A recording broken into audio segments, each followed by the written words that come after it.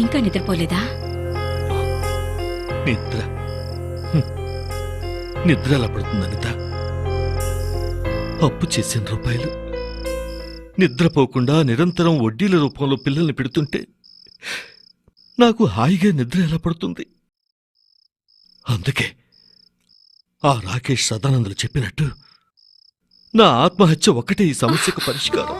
అంటే అప్పులు తీర్చలేక మీరు ఆత్మహత్య చేసుకుంటారా? అంతకన్నా వేరే మార్గం కనిపించడం లేదు. నేను పిల్లలు ఏమైపోవాలి? భయపడొద్దంతా.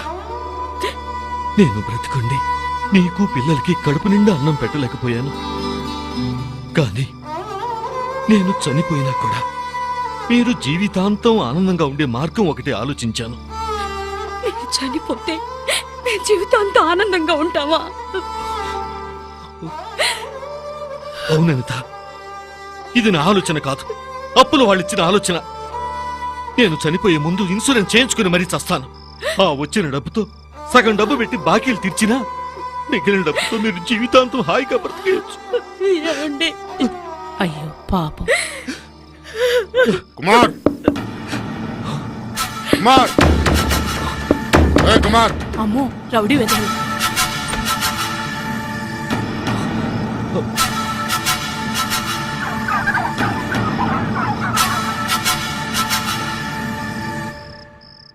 ఏం నిర్ణయం తీసుకున్నావు తంబి?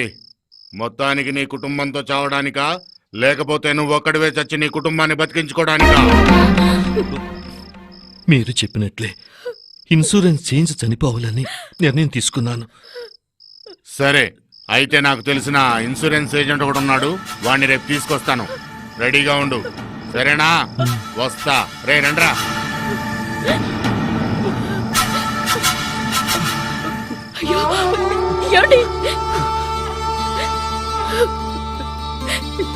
ఏంటండి ఏంటిదంతా? మీ చావులో మా ఆనందం వెతుక్కోమంటారా? వద్దు, మాకు జీవితం వద్దు. చేస్తే అందరం కలిసే చేద్దాం. అనిత, అనిత, ఏమైంది? చిన్నపిల్లలా ఏడిపేంటి? విన్నారు కదా పద్మక్క, నేనేమంటున్నారు? అంతా విన్నానమ్మా.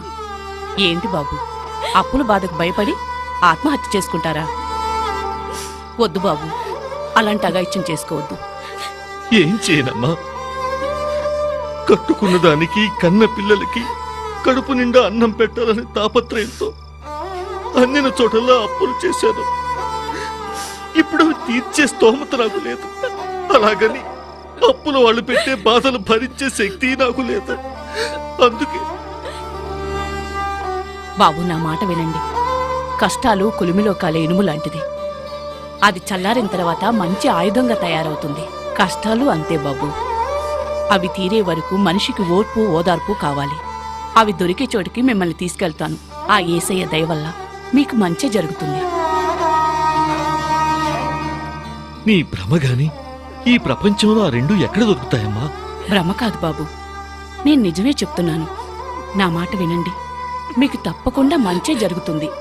ఈలోగా మీరు ఎలాంటి అగాయిత్యం చేసుకోవద్దు. కొంచెం ఆలోచించండమ్మా. ఆలోచించి చూడండి. యాండి, చావు కూడా సిద్ధపడ్డాం. ఒక్కసారి పద్మక్క చెప్పింది కూడా విందామండి. మంచి జరిగితే అంతకన్నా ఇంకేముంటుందండి?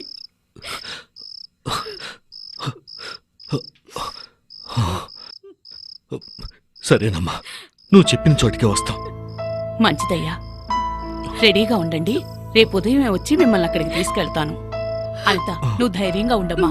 వస్తాను. ఏమండి, మనకు ఆవిడికి ఏ రక్త సంబంధం ఉందని మన కోసం ఎంతలా ఆరాటపడుతోంది? దీన్నే దైవ నిర్ణయం అంటారు. ఒక్కోసారి దేవుడు కూడా మనిషి రూపంలో సహాయపడుతుంటాడు. చూద్దాం అనిత, రేపు ఏం జరగబోతుందో.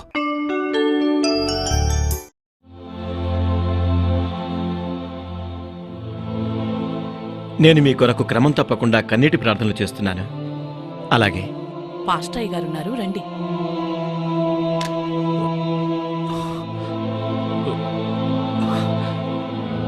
నమస్కారం అయ్యా. కుమార్ గారు, పద్మ మా చర్చి సభ్యురాలు. మీ గురించి అన్నీ చెప్పింది. ఆర్థిక సమస్యలకు భయపడి ఆత్మహత్య చేసుకోవాలనుకున్నారట. హంతకుండైనా ఆ దేవుడు క్షమిస్తాడేమో కానీ ఆత్మహత్యను అస్సలు క్షమించడు. ఆయన దృష్టిలో అది ఘోరమైన పాపం. ప్రాణం ఇచ్చే దేవుడికే ప్రాణం తీసుకునే హక్కుంటుంది. మన చేతుల్లో ఏమీ లేదు. అప్పుల బాధను తట్టుకోలేక అలాగని మీ ప్రాణం తీసుకుంటే మీ సమస్య తీరిపోతుందా? మీ భార్యాపిల్లల గతేం అవుతుందో ఆలోచించారా? సమస్యలకు భయపడి మీరు ఆత్మహత్య చేసుకున్నా మీ ఆత్మకు చావుండదు. అది నిత్యం నరకంలో బాధపడుతూనే ఉంటుంది. ఈ పరిస్థితుల్లో మీరే మాకు దారి చూపించాలయ్యా. ఆ మార్గం తెలుసుకోవటానికేగా పద్మ మిమ్మల్ని నా దగ్గరికి తీసుకొచ్చింది. ఇంతకీ యేసుప్రభువును గూర్చి మీకు తెలుసా? ఆ యేసయ్య గురించి నా భార్య కొంతవరకు తెలుసయ్యా. నాకేమీ తెలియదు. కనీసం తెలుసుకోవడానికి కూడా ప్రయత్నం చేయలేదా? లేదయ్యా. బైబిల్ ఏం చెప్తుందంటే, మార్గములలో నిలిచి చూడు. మార్గములు అంటే మతాలు, కొత్తవి కూడా పుట్టుకొచ్చాయి. కానీ ఈ మార్గాలన్నిటినీ గూర్చి విచారిస్తే ఒకే దేవుని మార్గం మనకు నెమ్మదిస్తుంది. మానవ లోకంలో దేవుళ్లను గుడ్డిగా నమ్ముతారు. కాని బైబిల్లో దేవుడు తనను అలా నమ్మమని మనుషులను ఒత్తిడి చేయడు. ఆయనను పరిశీలనగా తెలుసుకోవాలని కోరుతున్నాడు. అలా తెలుసుకునేవారి హృదయాలయందు దేవుడు ఆనందిస్తాడని ఉంది. ఏం దేవుళ్ళయ్యా, ఒక్కరూ నా కష్టాలు విని నన్ను ఆదుకోవటానికి రాలేదు. ఈ పద్మమ్మ మీ గురించి చెప్పి మీరు దేవుడి ప్రార్థన చేస్తే సమస్యల నుంచి బయటపడతానని చెప్పింది. సిస్టర్ పద్మ మంచి పనే చేసింది. మీరు సమస్యల నుండి బయటపడడానికి తప్పకుండా ప్రార్థన చేస్తాను. కాని మొదట నే చెప్పే సలహాను పాటించండి. ఆపద మొక్కులతో మాత్రం నా వద్దకు రాకండి. ఆ యేసుప్రభువును గురించి తెలుసుకోవడానికి రండి. ఆ యేసుప్రభువును మీరు ఎంతగా తెలుసుకుంటే మీ హృదయం అంత ప్రశాంతంగా ఉంటుంది. అయ్యా, ఈలోగా అప్పుల వాళ్ళు ఏదైనా చేస్తే? కంగారు పడకండి. ఒకని ప్రవర్తన దేవునికి ప్రీతికరమైనప్పుడు వారి శత్రువులను సైతం మిత్రులుగా చేయనని బైబిల్ సెలవిస్తోంది. నా మాట విని మీరు మీ కుటుంబ సభ్యులు యేసును గురించి తెలుసుకోండి. ఆ యేసుప్రభు గురించి చెప్పండి అయ్యా. యేసుక్రీస్తు మన లోకానికి కొన్ని కారణాల వల్ల వచ్చాడు. మరుగు చేయబడిన దేవుణ్ణి ఈ లోకానికి బయలుపరచటానికి వచ్చాడు. ఆనాటి మానవులు దేవుడు ఒక జంతువు, పక్షి రూపంలో ఉంటాడనుకుని ఆ రూపాలు దేవుడికిచ్చి పూజలు చేసేవారు. అలాంటి ప్రజలపై దేవుని ఉగ్రత సమ్మతింపబడుతుంది. దేవుడు ఓ జంతువు కాదు, పక్షి కాదు. ఆయన ఆత్మయై ఉన్నాడు. ఇట్టి ఉగ్రత నుంచి తప్పించుటకు యేసు ఈ లోకమునకు వచ్చి మరుగు చేయబడిన దేవుణ్ణి తన పరిశుద్ధ జీవితం ద్వారా, క్రియల ద్వారా చూపించాడు. మానవులమైన మనమంతా జన్మతః పాపులము. ఫలితంగా నరకపాత్రులమయ్యాము.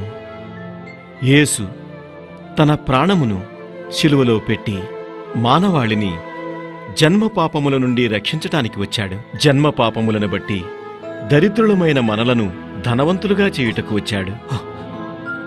మనల్ని ధనవంతులు చేయటం కోసం ఆ యేసయ్య వచ్చాడా? అవును, ఆయన సృష్టికర్త, ప్రేమామయుడు. అయితే జన్మపాపముల వలన మనం ఆయన ప్రేమకు దూరమయ్యాము. ఎన్నో రకాల రోగాలకు, దుర్వ్యసనాలకు గురై దరిద్రులమైపోగా ఆ కరుణామయుడు తన పరలోక వైభవాన్ని వదులుకొని మన పాపాలను హరించటానికి, మనల్ని ధనవంతుణ్ణి చేయడానికి వచ్చాడు. మీరు ఈ భూలోకంలో ధనవంతులు కావటం దేవుని చిత్తం. నా మాటలు శ్రద్ధగా విని మీరు ఇంటికి వెళ్ళిన తరువాత ఈ సత్యాలనే తెలుసుకోండి. మేమిప్పుడు ఇంటికి వెళ్తే అప్పుల వాళ్ళతో? కంగారు పడకండి. మీరిప్పుడు సత్యాన్ని తెలుసుకోవడానికి ప్రయత్నిస్తున్నారు.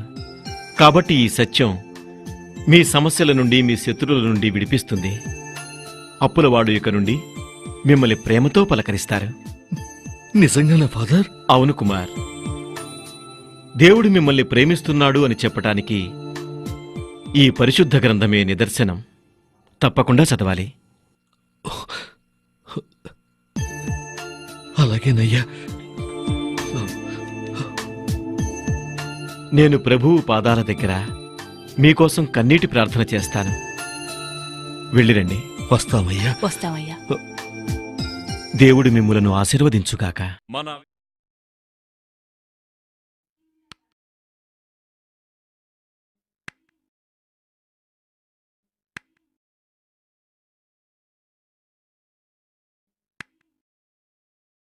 చెక్. నీ రాజుకి చెక్. నేను ఒప్పుకోను. ఎందుకు ఒప్పుకో? నువ్వు తొండాడావు. నేను కరెక్టే ఆడాను. ఏం కాదు, నువ్వు తొండాడావు. లేదు, నేను కరెక్టే ఆడాను. నువ్వు తొండాడావు. అయ్యో, నేను కరెక్టే ఆడాను. లేదు, నువ్వు తొండాడావు. నేను కరెక్టే ఆడాను. లేదు, నువ్వు తొండాడావు. అబ్బా, గొడవ పడుతున్నారు. తప్పమ్మా, గొడవ చేయకుండా ఆడుకోండి. చూడ్డాడు, అక్క తప్పాడింది. లేదు డాడీ, నేను కరెక్ట్ గానే ఆడాను. ఆట అనేది స్ఫూర్తిగా ఉండాలమ్మా. గెలుపు ఓటములను సమానంగా తీసుకోవాలి. ఆడుకోండి. ఆడదామా? కుమార్, కుమార్,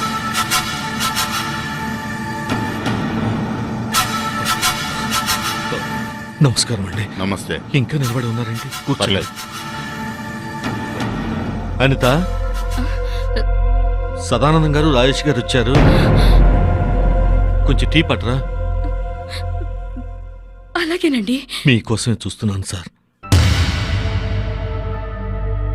మీరు చెప్పినట్టే ఇన్సూరెన్స్ చేసి ఆత్మహత్య చేసుకొని మీ బాకీ తీర్చేస్తాను సార్.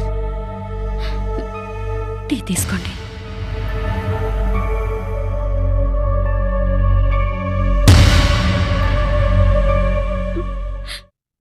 అప్పు చేయటం నిప్పు కన్నా ప్రమాదకరమైందని మేం తెలుసుకున్నాం. కానీ మమ్మల్ని బ్రతికించటం కోసం ఆయన్ని అప్పు చేయక తప్పలేదు. ఆయన లేకుండా నేను, నా పిల్లలు అనాథల్లా బ్రతకలేమండి. అందుకని అందరూ కలిసి చచ్చిపోదాం అనుకుంటున్నారా? అవునండి. వద్దమ్మా, ఇలాంటి తప్పులెప్పుడూ చేయొద్దు. అందుకేనమ్మా మీ చావులో డబ్బును వెతుక్కుంటూ రాలేదు, బ్రతుకును వెతుక్కుంటూ వచ్చాం. అప్పైనా నిప్పైనా అందరూ బావుంటానికే అది ఉపయోగపడాలి. ఆస్తి కోసం అమ్మని, ₹1 కోసం అన్నని నరికి చంపేవాళ్ళున్నారు. అలాంటి బ్రతుకు మాకొద్దు. అందుకే మీ బ్రతుకు ఒక దారి చూపిద్దామని వచ్చాం. అవును కుమార్, నువ్వు ఒక మంచి డ్రైవర్వి. మాకు తెలిసిన ఓ లారీ ఓనర్తో మాట్లాడొచ్చాము. అతను నీకు ₹6,000 జీతం ఇస్తాడు. అందులో ₹3,000 మా బాకీ కింద కట్టు. ఆ మిగతా 3,000 నీ కుటుంబానికి వాడుకో. అద్భుతం సార్. మా జీవితంలో ఇలాంటి గెలుపు ఒకటి వస్తుందని మేము ఊహించలేదు. మీరు చేసిన ఈ సహాయానికి నేను చేతులెత్తి దండం వద్దు, పెడతాను. అలా చేయకండి. కృతజ్ఞత మీరు చేసే పనిలో చూపించండి. అలాగే సార్, అలాగే. ఈ ఒక్క అవకాశం చాలు నన్ను, నా కుటుంబాన్ని బ్రతికించుకోవటానికి. సరే, మేము వెళ్తాం. త్వరగా రెడీ అయ్యి ఈ అడ్రస్కి వచ్చేయి. అలాగే, తప్పకుండా జాయిన్ అవుతాను సార్. వెళ్ళొస్తామా? పదండి. ఏంటండి ఇదంతా కళ నిజమా? అంతా ఆ ప్రభు చేసిన అద్భుతం అనిత. ఫాదర్ చెప్పిన మాట నిజం. ఇక నుంచి మన జీవితాలను ఆ ప్రభువుకి అంకితం చేద్దాం.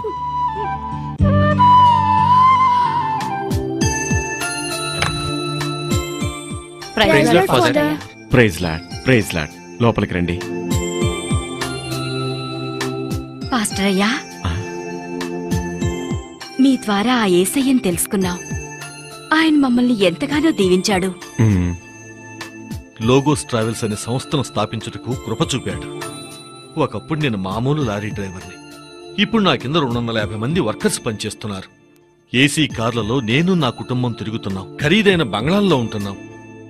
కుమార్, దేవుడు నిన్ను గొప్పగా దీవించాడని ఇప్పుడే నా ప్రార్థనలో జ్ఞాపకం చేసుకుంటూ వందనాలు చెల్లిస్తున్నాను. ఇంతలో మీరొచ్చారు. ఆ దేవుడు మాకు ఎంతో గొప్ప దీవెనలిచ్చాడు. ఆ జ్ఞాపకానికి గుర్తుగా మీకొక గిఫ్ట్ ఇవ్వాలని వచ్చాం. మీరు నా సేవలో ఏదో ఒక రకంగా సహకరిస్తూనే ఉన్నారు. ఇంకా గిఫ్ట్లెందుకు?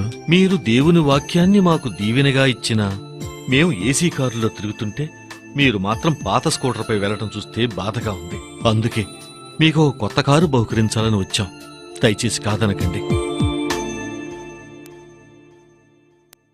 దేవునికి స్తోత్రం. హల్లెలూయా. దేవుని కార్యములు అగోచరములు, అవి మనకు అంతు చిక్కవు. 3 ఏళ్ల క్రితం మీ దగ్గరకు వచ్చినప్పుడు మీరు చెప్పిన దేవుని మాటల ప్రకారం జీవిస్తే శత్రువులు కూడా మిత్రులవుతారని చెప్పారు. దానికి నిదర్శనమే ఫాదర్, ఈ సదానందం. ఇప్పుడు ఈ సదానందం నాకు ప్రాణమిత్రుడు. నమస్కారం ఫాదర్. అవునయ్యా, ఆ రోజు కుమార్ కుటుంబం పట్ల మేము చాలా దురుసుగా ప్రవర్తించామయ్యా. మా బాకీ తీర్చమని చాలా కష్టపెట్టామయ్యా. చివరికి లైఫ్ ఇన్సూరెన్స్ చేసి చచ్చిపోమని కూడా సలహా ఇచ్చామయ్యా. కానీ తర్వాత మా మనసులు మారిపోయాయ్యా. నిజంగా ఆ దేవుడే మార్చాడయ్యా. ఆ రోజు మీరు చెప్పిన దేవుని మాటలు విని కుమార్ ఈ రోజు ఎంత గొప్పవాడయ్యాడయ్యా. నిజంగా మీరు కూడా యేసునాథుని గురించి 4 మాటలు చెప్పి మమ్మల్ని కూడా రక్షింపజేయండి అయ్యా. దేవుని బాప్టిజమము మాకు కూడా ఇవ్వండి అయ్యా. తప్పకుండా ఆ యేసుని గురించి తప్పకుండా వివరిస్తాను. అయ్యా, మీకు కారు బహుకరించే సందర్భంలో మన జేఎల్ఎం సంఘస్థులందరూ మీడియా వారిని కూడా ఆహ్వానించారు. ఈ విషయం వారి వారి వార్తాపత్రికలు వేసుకుంటారట. రమ్మనండి, లోపలికి రమ్మనండి. రండి. నమస్తే సార్. ఆ, మీరు నమస్తే sir. I'm Srinivas from ETV sir. మరి మీరు? సాక్షి న్యూస్. మీరు? సార్, ఐఎమ్ ఆ. Ramakrishna from TV5. పాస్టర్ గారు, మేము విన్నది నిజమేనండి? మందులు వాడకుండా దేవుని ప్రార్థిస్తే బాగుపడతారండి? సార్, మా పాస్టర్ గారు గత వారం మా అబ్బాయి కొరకు ప్రార్థిస్తే క్యాన్సర్ రోగం నుంచి స్వస్థత పొందాడు. ఆ శక్తి మా పాస్టర్ గారికి ఉంది. మీరుండండి. చూడండి, మీకు కలిగినట్టే మా క్రైస్తవ లోకంలో కొన్ని వర్గాల వారికి స్వస్థతల గూర్చి అనుమానమే. ఈ రోజుల్లో స్వస్థతలున్నాయని చెప్పటానికి నేను కొన్ని రుజువులిస్తాను. అందుకు నేనే సజీవ సాక్షిని. 2008వ సంవత్సరంలో నా వయస్సు 62 సంవత్సరాలు. ఆ సంవత్సరం నాకు ఎడమవైపు పక్షవాతం సోకి మాట పడిపోయి నడవలేకపోయాను. ఒక కార్పొరేట్ హాస్పిటల్లో నన్ను చేర్చారు. నన్ను పరీక్షించిన డాక్టర్ ఏమన్నాడంటే, ఈ మందులు వాడినచో 2 నెలల తర్వాత మెల్లమెల్లగా నడుస్తాడు, అలాగే మాటలు కూడా మెల్లగా వస్తాయి అన్నాడు. కానీ నా సంఘ విశ్వాసులు కన్నీటి ప్రార్థనలు చేయగా ఒక్క వారం రోజుల్లో లేచి నిలబడి చక్కగా మాట్లాడటం మొదలుపెట్టాను. విన్నారుగా? ఒక డాక్టర్ దగ్గరికి చికిత్స కొరకు 10 మంది రోగులు వస్తే అందరూ స్వస్థత పొందరు కదా. కొందరు స్వస్థత పొందుతారు, మరికొందరు స్వస్థత పొందరు, ఇంకొందరు చనిపోతారు. అవునా? మీరు చెప్పిన మీ సాక్ష్యాన్ని బట్టి లోకంలో స్వస్థపరిచే దేవుడున్నాడని గ్రహింపు కలుగుతుంది. దేవుడే మీలో ఉండి చేయిస్తున్నాడా సార్? కానీ మీరు ఇంత సింపుల్ గా ఉన్నారేంటి? అది మా దేవుని స్వభావం బాబు. అదే మా పాస్టర్ గారిలో కూడా ఉంది. అయ్యా, వీళ్లే కాదు, అనేక మంది నా ద్వారా అద్భుతాలు పొందుకుంటున్నారని చెప్పారు. అది చాలా తప్పు. నాలో ఎలాంటి శక్తులు లేవు. కేవలం ఆ దేవుని కృప వల్లే ఇది సాధ్యం. కానీ 1978వ సంవత్సరం శుభ శుక్రవారం హైదరాబాద్ మహానగరంలో ఇందిరా పార్కు రోడ్డుపై ఉదయం 9 గంటలకు నేను చూసిన దర్శనమే దీనికి కారణం. నేను సమస్యల గురించి, స్వస్థతల గురించి ప్రార్థించక ముందు ఈ దర్శనంలోని మర్మాలు చక్కగా బోధిస్తాను. ఆ తర్వాత వారికి విశ్వాసం ఏర్పడుతుంది. తర్వాత చిన్న ప్రార్థన చేస్తాను. అదే దేవుడు నాకిచ్చిన శక్తి. అంతా యేసయ్య మహిమ. నమ్మదగిన దేవుని వాక్యము యథార్థమైనది. అందుకే ఇంతమందికి కనువిప్పు కలిగింది. నా కుమారుడితో పాటు మీరంతా మారు మనస్సు పొందటం ఆనందంగా ఉంది. ఒక పాపి మారటమే గొప్ప సంతోషం. అలాంటిది 3 దేవుని సంతానముగా మార్చబడ్డారు. ఈ సంతోషాన్ని ఆ పరలోక దూతలు, దేవుడు, మేమంతా పంచుకుంటున్నాం. పాస్టర్యా, ఈ శుభగడియలు ఆ దేవుని యొక్క చిత్తం. తమ కుమారుడు పశ్చాత్తాపంతో మీ పాదాల్ని హత్తుకున్నాడు. ఆ బాబుని క్షమించి మీ గుండెలకు హత్తుకున్నారు కదా. అదే చేతులతో మేం బహుమతిగా ఇచ్చే ఈ కార్ని స్వీకరించండి. కాదనకండయ్యా.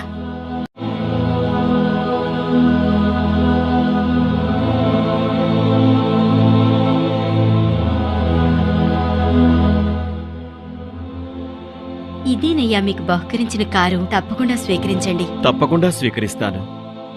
దీనివలన దేవుని సేవలో ఇంకా ఎక్కువ సమయం కేటాయించగలను. ఇంకెంతో మందికి కనువిప్పు కలిగించి ఆ యేసయ్య మార్గమును చూపించగలను. కారును బహూకరించినందుకు కృతజ్ఞతలు. అయితే రండయ్యా, ఆ దేవుని సేవలో మీకు సారథిగా ఈ కారును మొదట నేనే నడుపుతాను. అలాగే. అయితే రండయ్యా. వెళ్ళండయ్యా, ఆ దేవుని సేవలో మాకు అవకాశం కల్పించండి. సరే పద కుమార్. రండయ్యా. రా బాబు.